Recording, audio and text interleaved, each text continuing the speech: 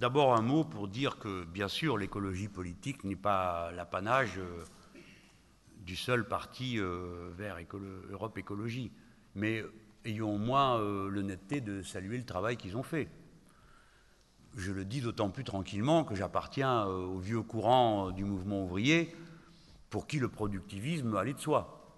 Et il a fallu être rudement secoué par les faits, mais aussi par une parole politique qui rende compte de la nature des problèmes pour qu'on se mette à y réfléchir à deux fois et pour ce qui me concerne, être totalement convaincu de refonder l'ensemble de ma pensée politique sous l'angle du paradigme de l'écologie politique. Je le dis juste pour la justice.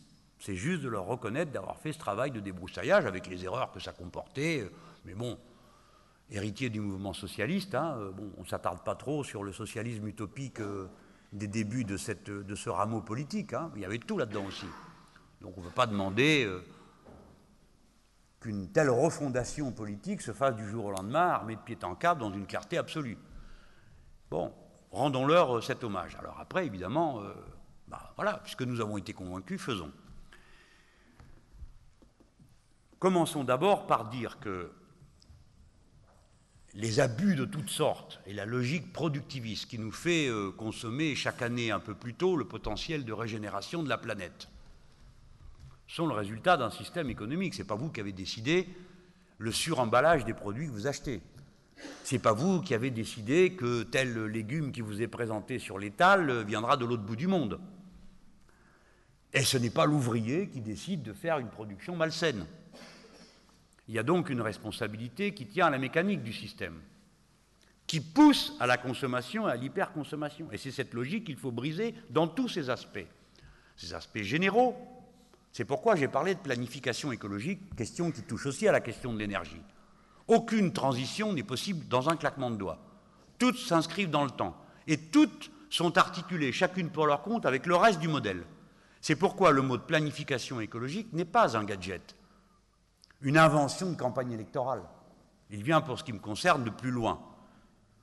Il essaye progressivement de donner son contenu démocratique et social au concept.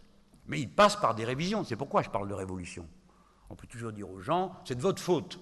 Moi, je rejette le modèle écologique qui fonctionne sur la culpabilisation. C'est absolument injuste.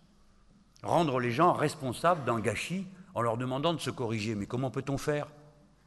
Est-ce qu'on demande aux gens de courir d'un magasin à l'autre pour voir qui donne le moins d'emballage pour le même produit ? Enfin, tout ça est irresponsable. C'est le système lui-même, en commençant, si on veut aller dans le quotidien, par la sanction des mésusages. Je n'en prends qu'un exemple, dans l'utilisation de l'eau. D'abord, ce ne doit pas être une source de profit, car personne ne peut se passer d'eau. C'est donc un bien commun radical, comme je les nomme.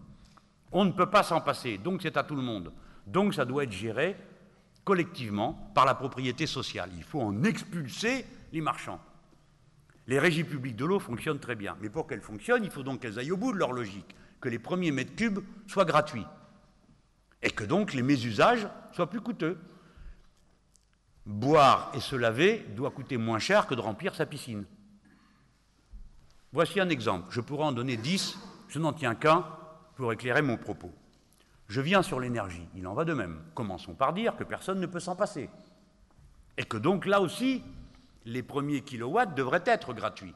Il n'est pas acceptable que dans notre pays, après que tant de générations aient travaillé pour produire le grand service public et EDF, GDF, on se retrouve maintenant à avoir vendu tout ça aux marchands qui ont comme principal résultat, non pas que le gaz est plus fluide qu'avant, il est le même, ni qu'il sente moins mauvais, ce n'est pas le cas, ni qu'il soit plus efficace, mais il coûte seulement plus cher pour arroser les actionnaires, et c'est de propos délibérés que son coût a été augmenté. Donc il n'est pas normal qu'un pays qui a fait tant d'efforts pour installer le premier réseau d'Europe d'électricité et de gaz se voit maintenant privé ici et là d'accès à l'électricité, d'accès au chauffage.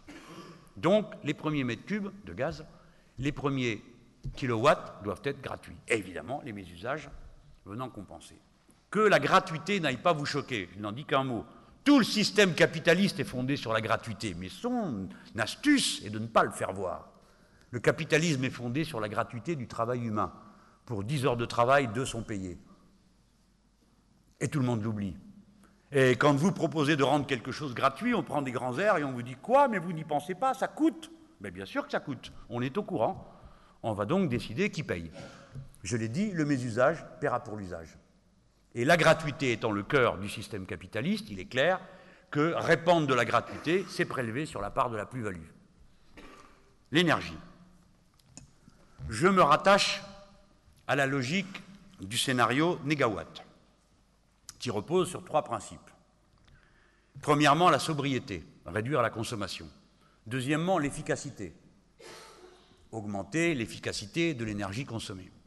Troisièmement, les énergies alternatives.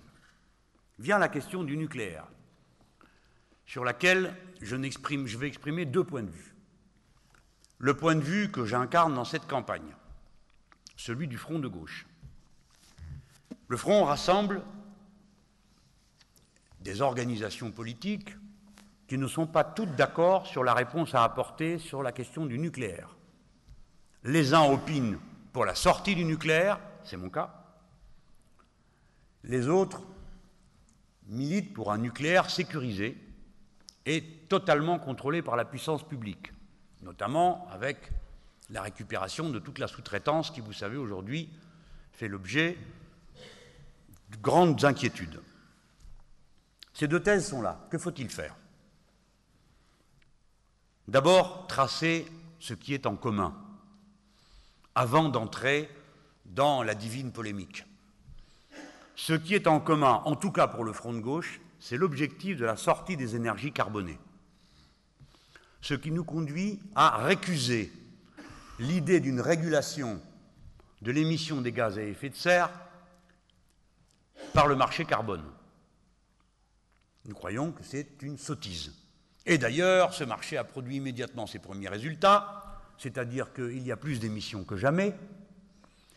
Et deuxièmement, il y a eu un effondrement de la bourse des titres, car déjà ça donnait lieu à spéculation. Et troisièmement, c'est un prétexte nouveau, une incitation nouvelle à délocalisation. Ainsi, Total peut encaisser en Europe des droits supplémentaires à émettre et donc peut les vendre sur le marché international du fait qu'il a délocalisé ses raffineries dans une zone où on est moins exigeant sur les droits d'émission de carbone, c'est-à-dire au Moyen-Orient.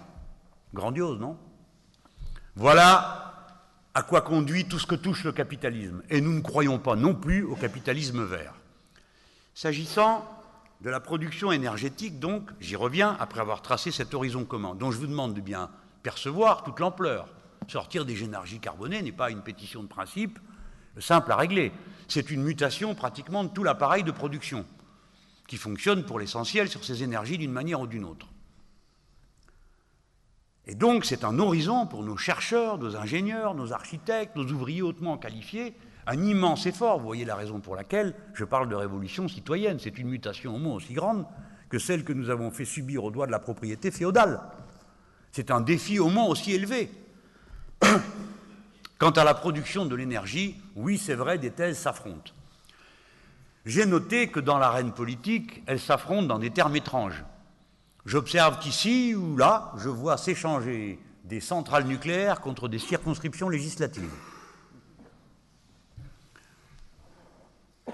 Je laisse ces plaisirs à ceux qui les goûtent. Pour ce qui concerne le front de gauche, il n'en est pas question. Aucun point du programme ne sera négocié contre quelque circonscription que ce soit. Je vous mets donc à l'aise. Notre idée est la suivante. Le passage au nucléaire a représenté une très grande espérance. Scientifique, intellectuelle, on maîtrisait l'atome, une énergie facile, gratuite, semble-t-il, quasi infinie à reproduire était là. Nous, les Français, nous étions indépendants. Eh bien, il faut faire la part de lumière qui revient à ce moment-là de notre histoire. Et puis, en citoyen raisonnable, responsable, faire des bilans. Nous ne savons pas gérer les déchets. Et c'est un problème immense qui n'est jamais intégré dans le coût. Nous savons bien sûr que nous faisons de notre mieux pour la sécurité des installations, mais l'accident peut survenir. Et alors, en un seul accident, sont rayés les millions d'efforts qui ont été faits pour qu'il n'y en ait pas. Prenons-le en compte. Interrogeons-nous en nous demandant, ne pouvons-nous pas faire mieux? De même que nous avons fait mieux en passant de ce qui était avant au nucléaire, on doit pouvoir faire mieux en passant du nucléaire à autre chose. Mais tout le monde n'est pas de cet avis. Nous disons donc que cette discussion doit pouvoir avoir lieu. Puisqu'on est passé au nucléaire sans l'avis de personne, peut-être peut-on en discuter. Parce que c'est une décision grave que chaque Français doit pouvoir prendre en connaissance de cause, c'est-à-dire après un vrai débat. Ça ne peut pas être des oukases, des uns contre les autres. Il faut accepter que chacun assume le débat et qu'on tranche par un référendum. Si un tel référendum était organisé, premièrement, nous nous épargnerions, en l'organisant, une guerre préalable qui n'a pas de sens. Deuxièmement, le peuple français se grandirait par ce débat qui serait unique au monde. Et vous nous connaissez, hein, comme on est capable de discuter à perte de vue. Et tant de grands esprits viendront éclairer notre discussion. Quant à moi, je crois qu'on peut et on doit sortir du nucléaire. J'exprime mon point de vue de citoyen et d'homme, pardon, si je ressors du rôle du candidat. Je crois qu'il faut sortir. Il le faut comme un défi à notre intelligence. Il le faut comme un horizon de progrès. Il le faut comme une incitation à porter à tous d'ouvrir un nouveau chemin. Monsieur. Je préfère que ma patrie exporte des machines qui produisent de l'électricité à partir du mouvement de la mer. Nous sommes le deuxième territoire maritime du monde. Qu'elle exporte des machines qui extraient l'énergie de la géothermie profonde. Installations rustiques qui peuvent être proposées au monde entier comme une solution à la pénurie d'énergie, plutôt que des centrales nucléaires dont personne ne sait qui les dirigera et l'usage qui sera fait pour le futur. Pour le reste, je termine là-dessus. Ma conviction intime, c'est que nous ne sommes pas indépendants, car l'uranium, mes amis, mes chers concitoyens, il faut bien les chercher quelque part. Et là où nous allons le chercher, j'ai noté que nous ne mettions pas beaucoup de gants pour le faire.